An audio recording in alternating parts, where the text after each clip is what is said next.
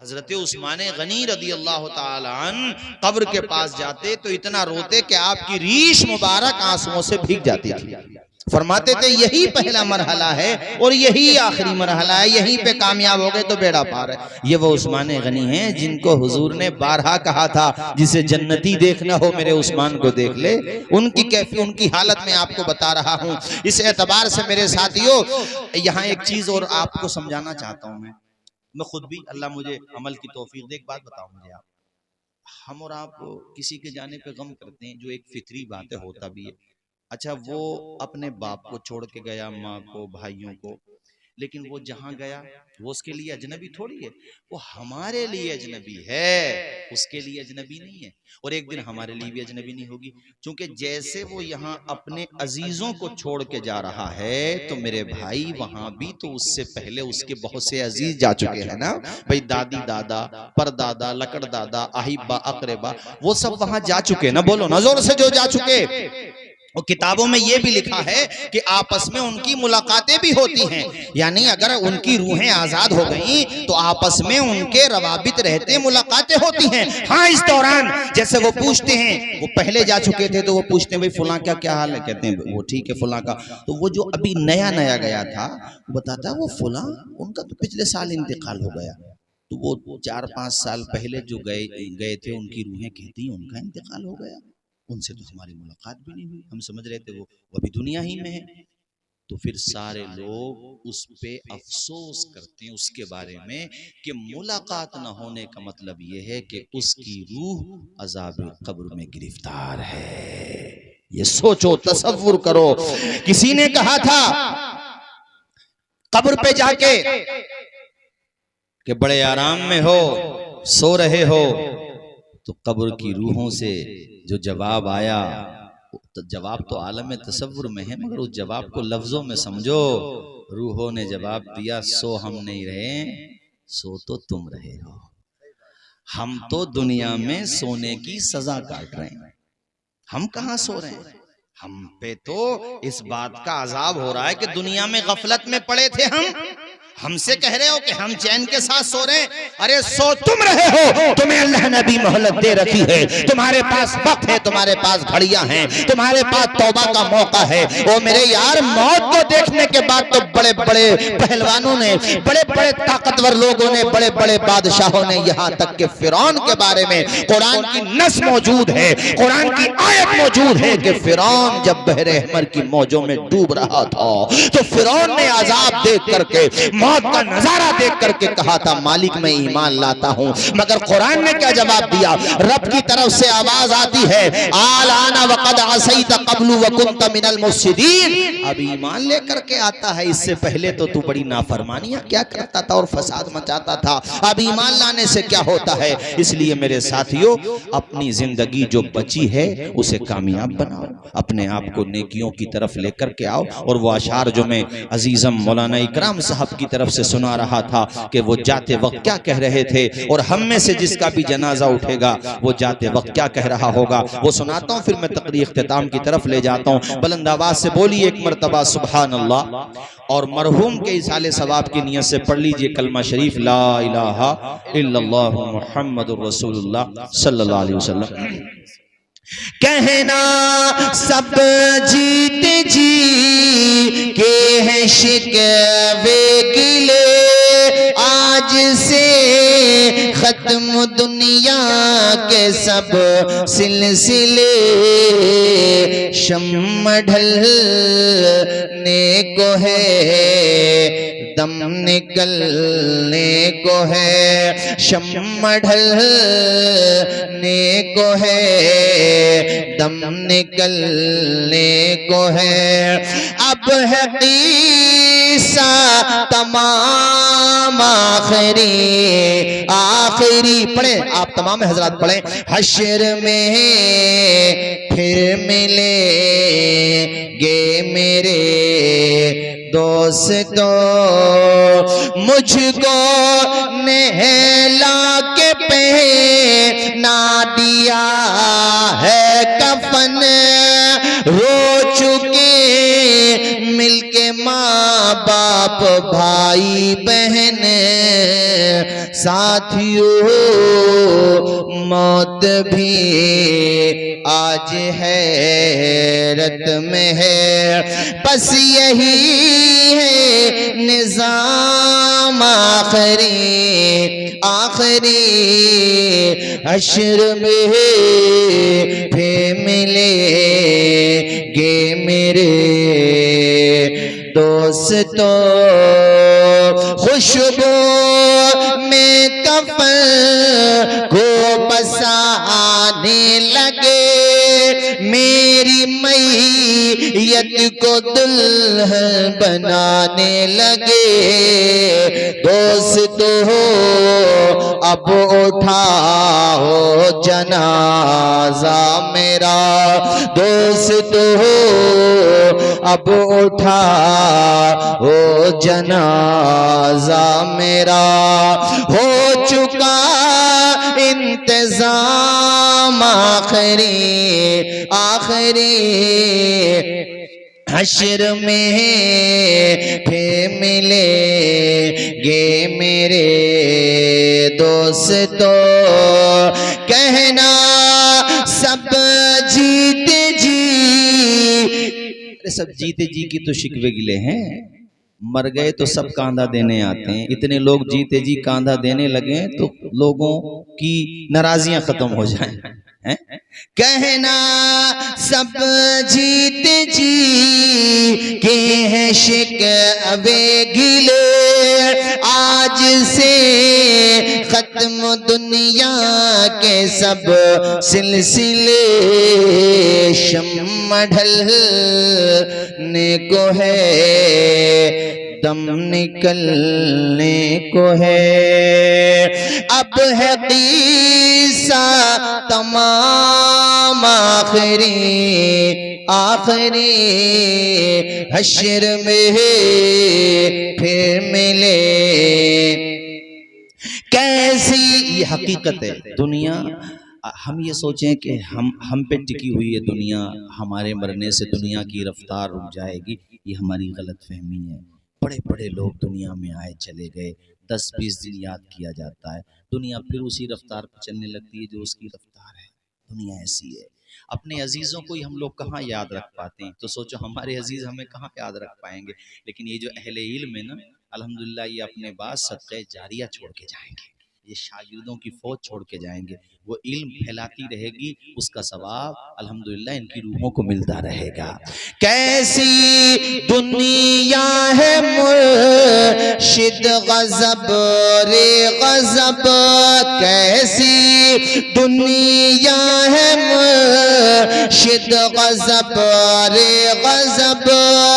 चंद दिनों में यहाँ भूल जाते हैं सब। कैसी दुनिया है मुर्शिद गज़ब रे गज़ब, चंद दिनों में यहाँ भूल जाते हैं सब। जिस बहाने मेरी याद आ जाए तो, जिस बहाने मेरी याद आ जाए तो, पढ़ लेना कलाम आखिरी आखिरी। पढ़े हश्र में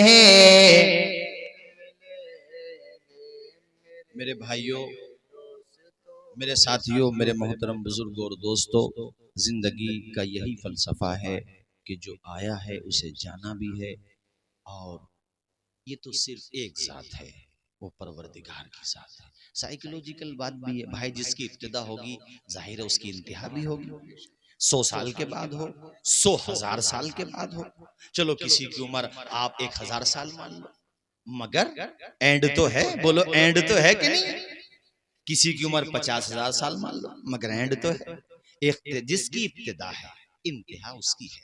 एक जात है मेरे खुदा की, ना उसकी इब्तिदा है ना उसकी, जोर से बोलो, ना उसकी इब्तिदा है ना उसकी, हमेशा से है और हमेशा। ये तक समझाने के लिए, वरना वहां तक नहीं है, वहां तुक तक कुछ भी नहीं है। हाँ, ये तो बस समझाने के लिए, हमेशा और हमेशा, इधर भी हमेशा और उधर भी। और वही बात उसने कुरान में फरमाई, कुल्लु मन अलैहा फान व यबका वजहु रब्बिका जुल जलाली वल इकराम, सबको फना होना है। बड़े बड़े ताकतवर लोग, कुरान शरीफ की तफसीरें आप पढ़ो, कुरान शरीफ की आयतें पढ़ो, कैसे कैसे लोग, जिन लोगों ने अपने मकान पहाड़ों में जाकर के बनाए, उन नबियों से, उस दौर के नबियों से उन्होंने कहा कि तुम्हारे खुदा का अजाब आएगा जमीन पे तो आएगा, पहाड़ पे तो जमीन टिकी हुई है, पहाड़ तो बची जाएगा। मगर जब अजाब आया तो न पहाड़ बचे न पहाड़ में रहने वाले बचे। सब यही सोचते थे।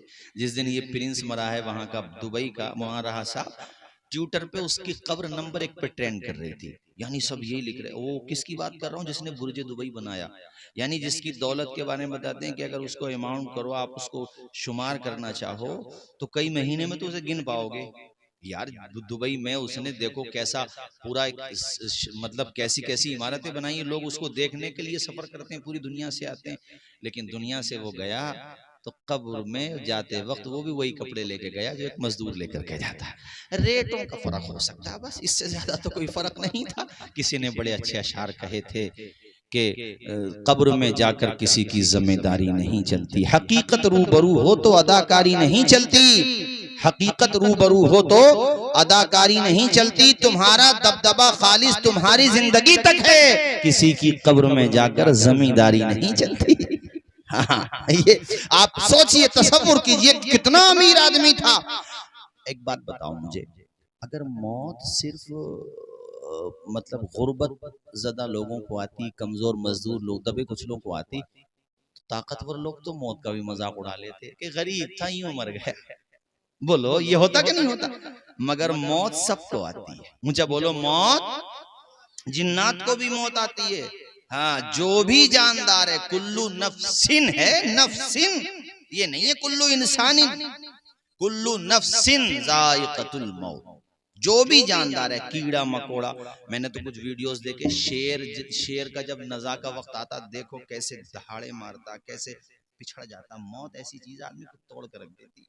हाँ, जब मौत, अल्लाह ताला से दुआ क्या करें रोजाना कि या अल्लाह हमें ईमान पर खात्मा अता फरमा, और मेरे मालिक बगैर हिसाबो किताब के जन्नत में आला से आला मकाम अता। ये दुआ जरूर मांगा करो, हुस्ने खात्मा की भी दुआ मांगो और बगैर हिसाब किताब जन्नत मिल जाए इसकी भी दुआ मांगो। क्योंकि हिसाब किताब देने की पोजीशन में है ही नहीं हम लोग। बोलो हैं, एक बात का हिसाब नहीं दे पाएंगे, एक बात का। इसलिए ये दुआ जरूर मांगा करो, या अल्लाह, अच्छा वो बड़ा करीब है और उसके करम पे टिके हुए भी हैं हम लोग, उसके करम पे तो टिके हुए हैं, बोलो, वरना क्या है हमारे पास? अरे एक सांस का जवाब नहीं दे पाएंगे हम।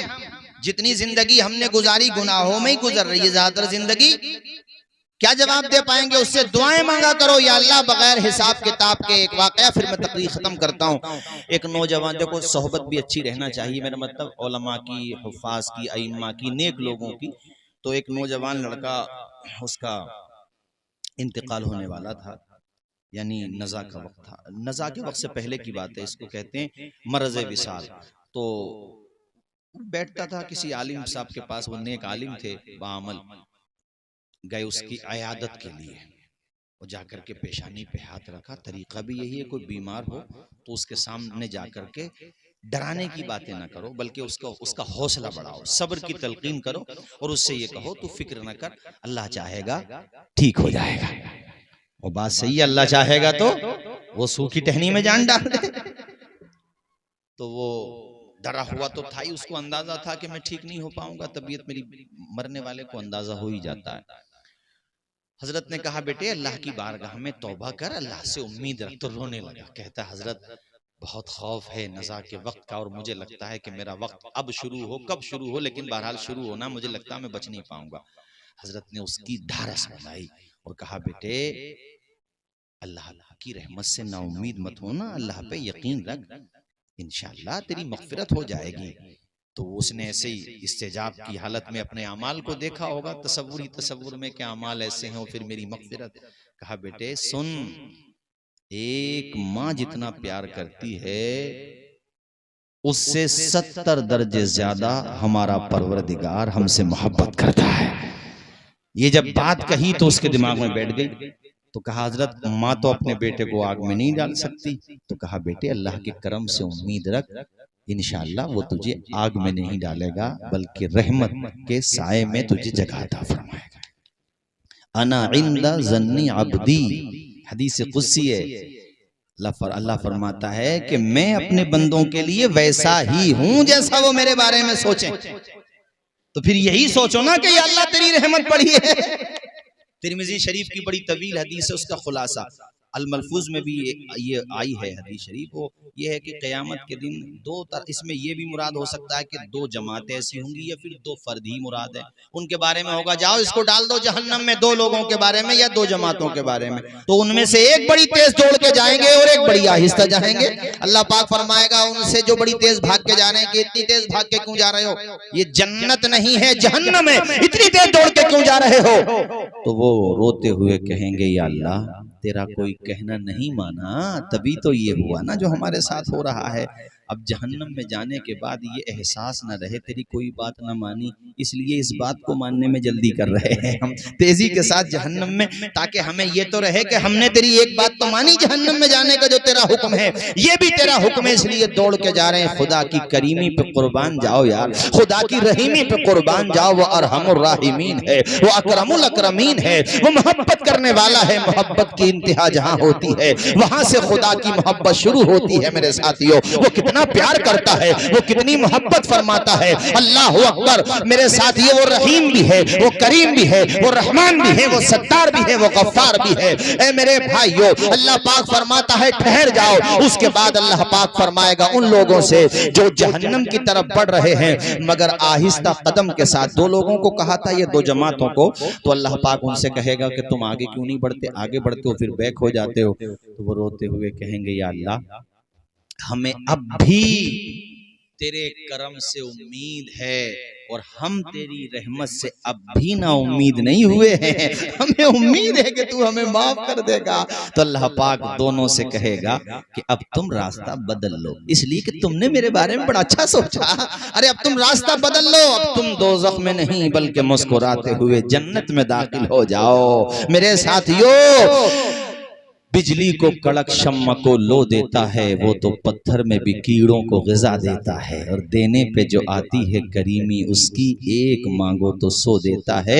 सूखी टहनी को साज देता है, पत्थरों को भी नाज देता है। उसकी कुदरत के सब करिश्मे हैं, जिसको चाहे नवाज देता है। इसलिए अल्लाह से कभी ना उम्मीद मत होना, और सुनो बेखौफ भी मत होना।